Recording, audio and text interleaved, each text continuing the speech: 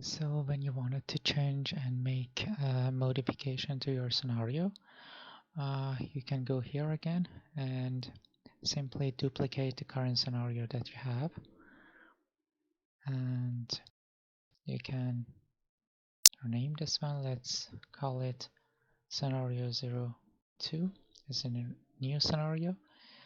And okay, here we have. So for the sake of simplicity, this is nothing that you can see in the case description. I'm just going to simply add a plant in Canada and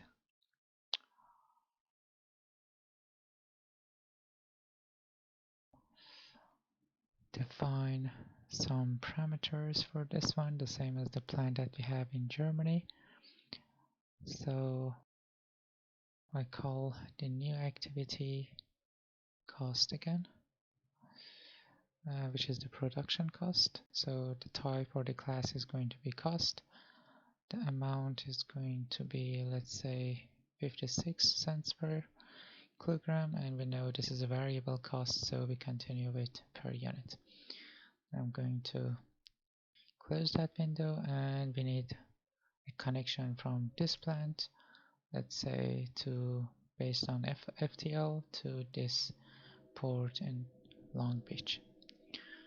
And I'm going to close this one. Okay, now you can see some changes here. So this one previously was a full line in green, now it is a dashed one, and now this one is a full link, which means that this one, which is in dash format, is already deactivated. It shows that there is no flow of product from the plant in Germany to this port anymore. Instead, we are going to have flow from this plant to this port. The other thing that you can see is the change in the network cost. Previously it was 14.07 and now it is $7.81 million.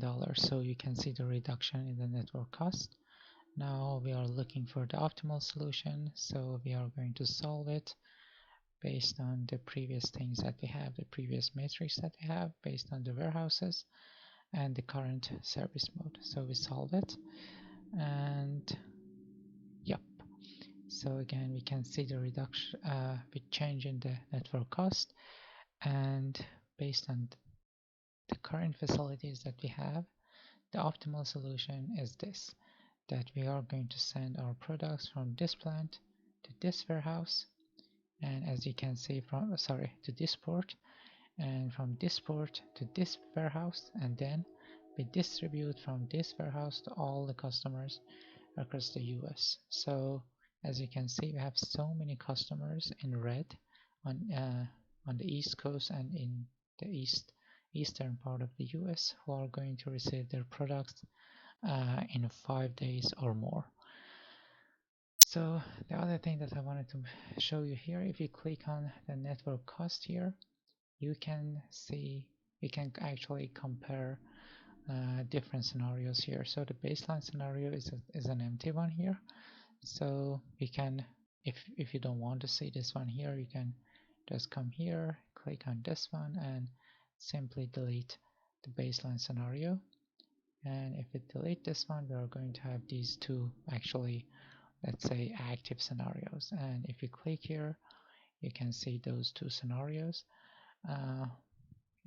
In this part, you can see the network cost, and it's going actually the software categorize the cost. For example, we have the transport for FTL, we have the facility lease, the container cost, the transport rail, which actually we don't have in the model, or inbound ocean, which we already don't have in this scenario, and the cost is actually the production cost that we define. So we can see, for example, even that we have higher production cost in the second scenario, but the total network cost is almost half of the first scenario. And here in this part you can see the service time, or let's say the delivery time. So as you can see, we have higher average in the second scenario, and we have more number of customers or demand points that we need at least 5 days to serve them.